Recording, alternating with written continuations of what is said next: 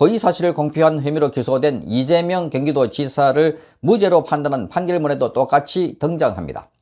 이 지사는 2018년 경기지사 선거 직전에 열린 TV토론회에서 친형의 정신병원 강제 입원에 관여하지 않았다는 취지로 발언해서 선거법 위반 혐의로 기소가 됐습니다. 허위사실을 공표했다는 이유였습니다.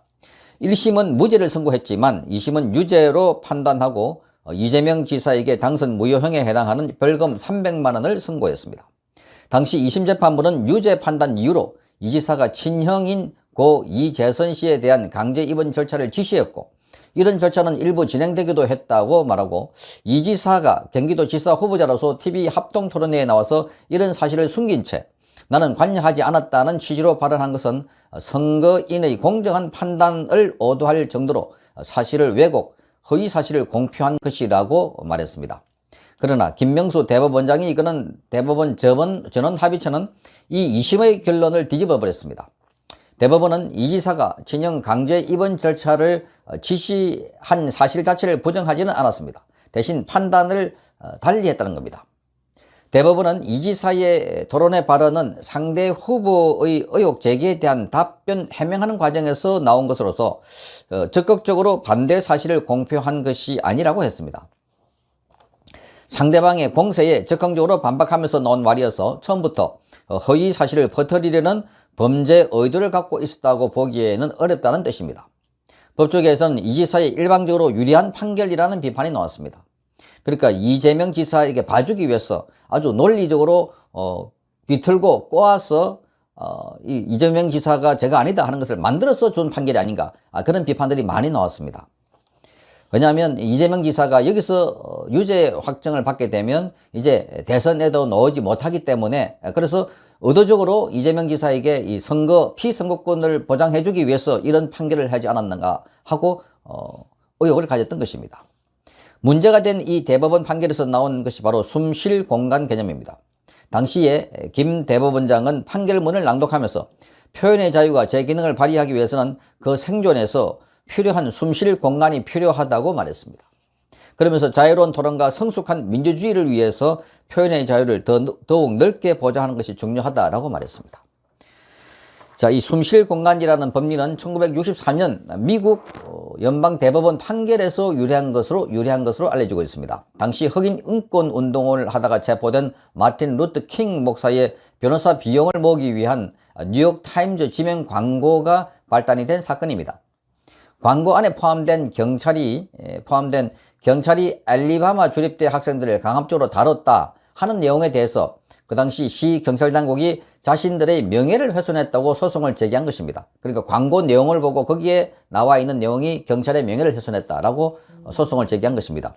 주 대법원은 경찰 손을 들어줬지만, 그러나 당시 연방대법원은 자유로운 토론 과정에서 오류가 있는 발언이 있을 수는 있지만 표현의 자유가 그 생존을 위한 숨쉴 공간을 가지려면 이것저것 오류 있는 발언이 보호받아야 한다며 피고의 손을 들어준 것입니다. 한국 법원도 이 법리를 차용해서 판결을 내려갔습니다. 지난 2011년 대법원은 미국산 쇠고기 광우병 의혹을 제기한 MBC PD수첩 방송에 대해서 정정 보도를 할 의무가 없다고 판단했습니다.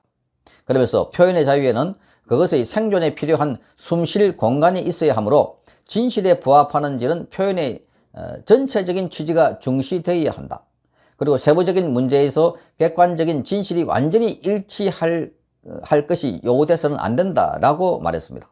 똑같은 표현의 자유라는 문제로 사법적인 문제를 들이댈 때, 그러니까 여론조사에서 윤석열 검찰총장과 이낙연 대표가 양자 대결을 벌일 경우 윤석열 총장이 46.8% 그리고 이낙연 대표는 39%로 나타났습니다.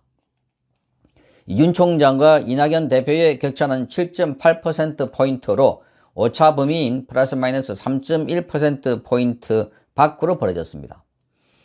자, 그렇다면 이 윤 총장과 이재명 경기도지사의 양대 대결 때는 어떻게 나올까? 윤석열 검찰총장은 45.1%가 나왔고 이재명 지사는 42.1%로 오차 범위 안에서 윤 총장이 3.2%포인트로 앞서는 것으로 나타났습니다.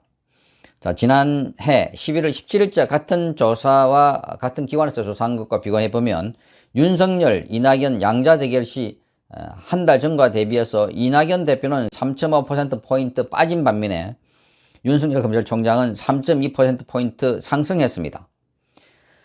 자, 윤석열과 이재명 이 양자 대결 시에 윤 총장은 전월 대비해서 3.2%가 올랐고 이 지사는 0.5%포인트 소폭 하락했습니다.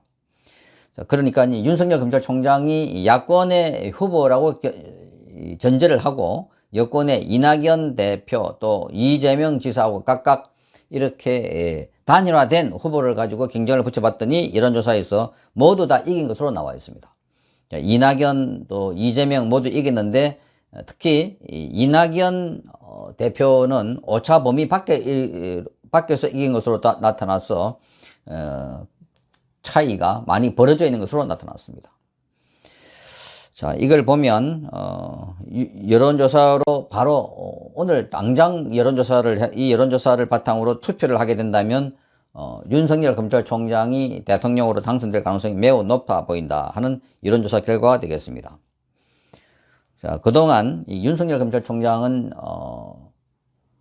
정치를 하겠다, 뭐 대선에 나갔다라고 의견을 표명한 바가 없는데 이제 이 주변에서 자꾸 이제 여론조사 결과를 올리고 하니까 윤석열 총장에 대한 지지율도 올라가고 또 윤석열 검찰총장이 지난해까지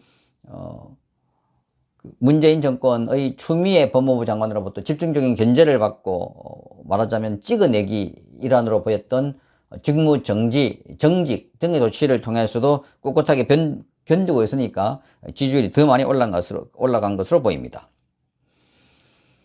그동안 윤석열 검찰총장에 관해서 어제 실시됐던 문재인 대통령의 기자회견에서는 문 대통령은 윤석열 검찰총장은 대선 후보로 나올 가능성이 없다, 나오지 않을 것이다 이렇게 봤습니다.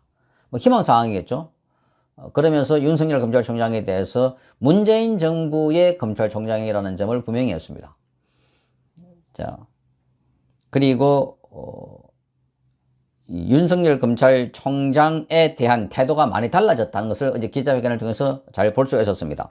그전에만 하더라도 윤석열 검찰총장에 대해서 뭐 제19 감사하기 한다, 검찰개혁을 해야 된다, 필요하다 하는 이런 식의 이야기를 했다면 윤석열 검찰총장에 대해서 문재인은 추미애와 갈등을 벌이고 있는 것도 그것 또한 민주주의의 발전적인 모습이다 이런 식으로 아주 미화해서 윤석열 검찰총장에 대한 포용 입장을 보이고 있다 하는 것이 지금 일반적인 견해 관측입니다. 자, 뿐만 아니라 최재형 감사원장에서도 정치할 사람으로 보지 않는다 이렇게 말함으로 해서 이 말하자면 현 정권에서 사정기관에 있는 두 인물에 대해서 야당의 지지를 받고 있는 것에 대해서 차단하려고 하는 노력이 역력하게 보였다 하는 것을 느낄 수가 있었습니다. 자, 윤석열 검찰총장으로서는 지금 이낙연 대표나 이재명 지사보다 앞서가고 있는 이런 양상을 보이는데 이런 조사 결과에 따라서 기관에 따라서는 또 달리 나타나는 경우도 있었습니다.